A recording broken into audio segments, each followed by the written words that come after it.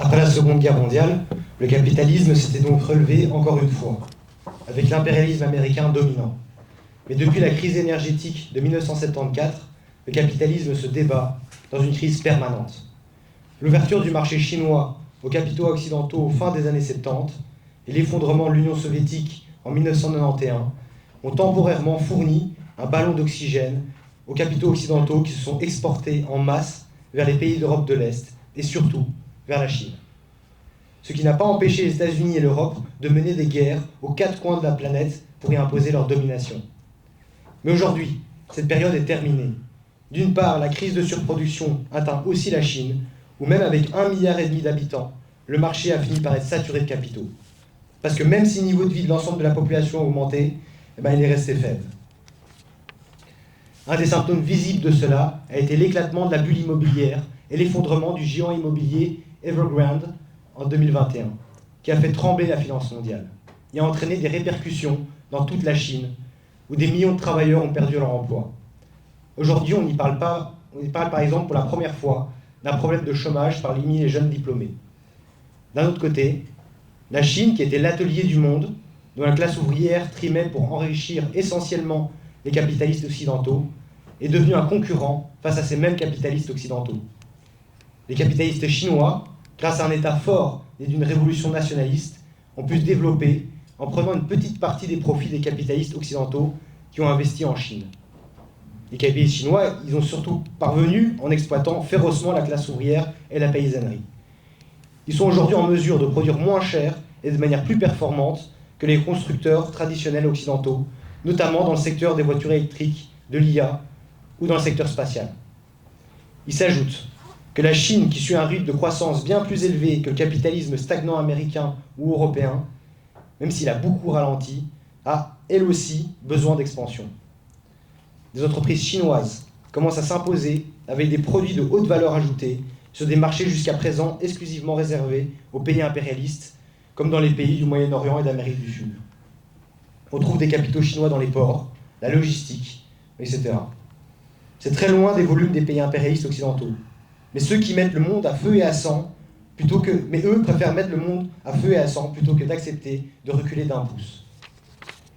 Cette peur du développement d'une bourgeoisie chinoise qui pourrait leur faire concurrence a poussé les États-Unis à augmenter leur pression commerciale et militaire contre la Chine. Je rappelle quelques faits marquants. En 2018, arrestation de la fille du fondateur de la firme chinoise Huawei à Vancouver, au Canada. En 2019, sanctions envers Huawei aux États-Unis.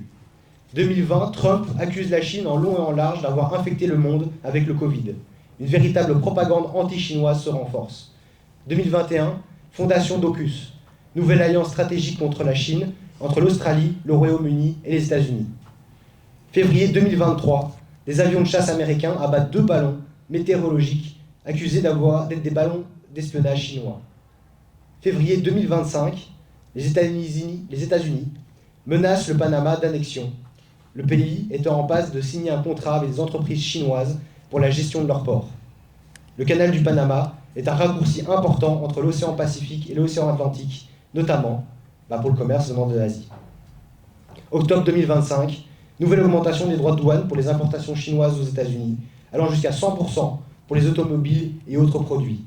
En réponse, la Chine a menacé de bloquer l'accès aux terres rares. Et on ne peut pas compter le nombre de manœuvres militaires en mer de Chine, autour de Taïwan, où la présence militaire de l'armée américaine n'a fait que croître. Dans les dernières interventions militaires américaines, la Chine était également visée. En janvier 2026, l'intervention américaine au Venezuela visait à empêcher un contrat pétrolier de ce pays avec la Chine. Et l'Iran aussi est un fournisseur de pétrole et un partenaire économique important de la Chine. Les dirigeants américains, chinois et en fait du monde entier, ils savent que cette guerre commerciale finira par déboucher sur un affrontement militaire. Des porte-paroles de l'état-major américain répètent d'ailleurs régulièrement qu'il ne faut pas trop tarder, car plus on attend, plus difficile ce sera pour les États-Unis de vaincre la Chine. C'est pour cela que les dépenses militaires ils explosent aujourd'hui partout sur la planète. Et ce sont les porte-avions américains qui patrouillent devant les côtes chinoises. Imaginez si des bateaux de guerre chinois venaient se balader au large de Los Angeles. Mais contrairement à la propagande, ce sont bien les États-Unis qui provoque et tente d'étouffer économiquement la Chine et pas l'inverse. Quant aux États européens, ils préparent également la guerre. Les 4 ans de guerre en Ukraine et la répétition inlassable de la menace russe ont servi aux États européens pour faire accepter à la population les augmentations spectaculaires des dépenses militaires et à tout faire pour nous embrigader dans leur vision impérialiste. En Belgique, le budget est passé de 4 milliards en 2017 à presque de 13 milliards en 2025, et pour respecter la nouvelle norme de l'OTAN, qui exige de dépenser 5% du PIB en armement, il faudrait que la Belgique dépense 30 milliards pour l'armement. C'est 5 fois le budget du chômage. Ce n'est pas la Chine, ni la Russie, ni l'Iran qui menacent l'humanité. C'est le capitalisme lui-même, et surtout les capitalistes occidentaux. Ce sont eux qui menacent nos existences, qui nous licencient, nous rendent malades et nous coupent les vivres. Et qui, demain, nous enverront mourir pour les intérêts des multinationales belges qui veulent eux aussi avoir leur part du butin. Alors notre ennemi principal, il est dans notre propre pays, ce sont nos propres patrons et nos propres gouvernements. Tous les grands pays fonctionnent dans le cadre du capitalisme. Les soi-disant démocraties américaines et européennes, bien entendu, mais aussi la Chine et la Russie, l'Inde, le Brésil, etc. C'est la concurrence des capitalistes de tous ces États qui met le monde à feu et à sang. Les capitalistes européens qui ont acheté la paix sociale, ici en concédant quelques lois sociales et quelques libertés démocratiques, sont les mêmes qui exploitent brutalement des enfants au Brésil ou en Indonésie, qui soutiennent des groupes armés au Congo ou en Syrie, qui financent et arment des dictatures sanglantes comme l'Arabie Saoudite ou Israël. Avec les bombardements sur l'Iran, les dirigeants de l'impérialisme américain sont visiblement passés à la vitesse supérieure. Ils entraînent le monde vers une déflagration généralisée, vers la Troisième Guerre mondiale. Il y a un engrenage qui est enclenché. Ça ne veut pas dire que là, tout de suite, c'est inévitable et même immédiat, que ce seront des bombes sur Beijing et Shanghai ou sur Bruxelles. Mais en lançant la guerre contre l'Iran, l'impérialisme américain montre qu'il ne s'embarrasse plus de rien pour s'assurer sa domination sur l'économie mondiale. Et il alimente une poudrière de plus, sans savoir jusqu'où cela peut mener. Il faut se rendre compte que l'Iran, c'est 90 millions d'habitants. Et c'est un pays relativement développé. Un pays aussi qui, face à l'embargo américain, s'est rapproché de la Chine. Cette guerre a déjà embrasé toute la région. Mais l'impérialisme américain cherche aussi à embarquer des pays du monde entier dans la guerre qu'il a déclenchée. Le 15 mars, 16e jour de la guerre, Trump a appelé tous les pays alliés, et cyniquement aussi la Chine, à aider à, soi-disant, sécuriser le détroit d'Ormuz. Le quasi-blocage du détroit entraînant des répercussions importantes sur le flux de pétrole et leur prix. Et les dirigeants européens ont répondu. Les grandes puissances européennes, France en tête, ont signé le 19 mars une déclaration commune accusant l'Iran de bombarder des pays innocents, de menacer la paix dans le monde et d'interrompre le commerce mondial. Le texte ne comprend en revanche pas un mot pour condamner l'intervention conjointe États-Unis-Israël, ces deux pays n'étant même pas cités. On ne peut pas plus clairement choisir son camp et se préparer à intervenir du côté américain. Et ils ajoutent, et je les cite, « Nous nous déclarons prêts à contribuer aux efforts nécessaires pour garantir la sécurité du passage dans le détroit. » Les États-Unis n'ont peut-être pas consulté les chefs d'État européens avant de se lancer dans cette nouvelle guerre, mais ces derniers se comportent dans cette nouvelle situation exactement comme n'importe quel État capitaliste, c'est-à-dire de façon opportuniste et uniquement en fonction des intérêts de leurs capitalistes, et en baissant la tête devant le capitalisme américain. C'est parce que les intérêts de la bourgeoisie européenne sont importants dans la région. Par exemple, la Belgique aussi a des intérêts dans cette guerre, rien que vers l'Arabie Saoudite. La Belgique a exporté pour près de 2 milliards d'euros de marchandises, dont des médicaments pour 200 millions d'euros. Tandis que l'industrie belge importe quantité de matières premières d'Arabie Saoudite, comme des polymères, du caoutchouc synthétique, des hydrocarbures cycliques. La Belgique est d'ailleurs citée parmi les économies européennes les plus exposées à la guerre du Moyen-Orient. Donc c'est pas étonnant que l'Arabie Saoudite ait adressé une demande d'aide militaire à la Belgique, et notamment, paraît-il, pour le déminage en mer, et que Bart de Wever a confirmé que, je le cite, « La Belgique aidera l'Arabie Saoudite à se défendre contre les attaques venues d'Iran. » Mais comment se défendre, comme il dit, sans passer à l'attaque ? Quand l'Allemagne l'association des armateurs a lancé plusieurs appels à l'adresse du gouvernement pour participer à la sécurisation militaire du trafic maritime dans la région. Et dans les pays de l'Asie-Pacifique, l'escalade militaire est aussi en marche. L'Australie est déjà militairement présente dans la région, et de l'autre côté, le Myanmar s'arme à toute vitesse avec des avions russes et chinois. Et partout, la crise économique s'aggrave. C'est à oublier que la Chine a aussi des intérêts importants dans la région. 80% des exportations du pétrole iranien sont à destination de la Chine, mais dans les autres pays du Golfe aussi, comme on l'a déjà dit plus tôt. Et quand l'Iran permet aux bateaux indiens et chinois de passer le détroit, et pas aux autres, ou quand il propose de rouvrir sous condition que les transactions pétrolières et gazières soient désormais réglées en yuan chinois et plus en dollars, on devine les alliances qui sont en train de se négocier pour un affrontement à une échelle encore plus grande. Oui, on peut dire que l'engrenage vers la déflagration généralisée est en cours. Alors, dans les livres d'histoire, il y a des dates précises, allant du 3 août 1914 au 11 novembre 1918 pour la Première Guerre mondiale, du 1er septembre 1939 au 8 mai 1945 pour la Seconde. Mais ça, ce sont des dates fixées a posteriori par des historiens occidentaux en plus. C'est une vision en fait très déformée de la réalité. Pour la Chine et le Japon, la Deuxième Guerre mondiale, elle a commencé en 1931 avec l'invasion japonaise de la Mandchourie, quand l'Éthiopie, elle a été attaquée par l'Italie mussolinienne en 1935. Les alliances qu'on lit dans les livres d'histoire n'ont souvent pas été celles auxquelles les contemporains pouvaient s'attendre au début des conflits. Ainsi, du point de vue anglo-français, que l'Allemagne mène la guerre à l'Union soviétique, c'était pas une mauvaise affaire. Et en septembre 1938, à la conférence de Munich, l'Allemagne elle reçoit un blanc-seing de la part de la France et de l'Angleterre pour envahir la Tchéquie. Or, en septembre 1939, suite à l'invasion de la Pologne par l'Allemagne, la France et l'Angleterre déclarent la guerre à l'Allemagne. Mais en fait, c'était au début une drôle de guerre, comme les historiens l'appellent encore aujourd'hui, sans combat, car la bourgeoisie française, comme la bourgeoisie belge, misait plutôt sur une victoire de l'Allemagne et cherchait à s'assurer leur part du gâteau. Leur attitude ne change qu'après l'invasion de la Belgique, puis de la France, par les troupes allemandes. Et ce n'est qu'après les revers de l'Allemagne en Russie et à la suite de l'engagement des États-Unis, qui ne voulaient pas d'un concurrent à l'échelle européenne, que les bourgeoisies belges et françaises s'engagent entièrement du côté des Alliés. On le voit, dans le capitalisme, les alliances guerrières se font et se défont au mépris des peuples, en suivant uniquement les intérêts économiques des capitalistes. Ces épisodes ont été oubliés dans le récit officiel de la guerre des démocraties contre le fascisme.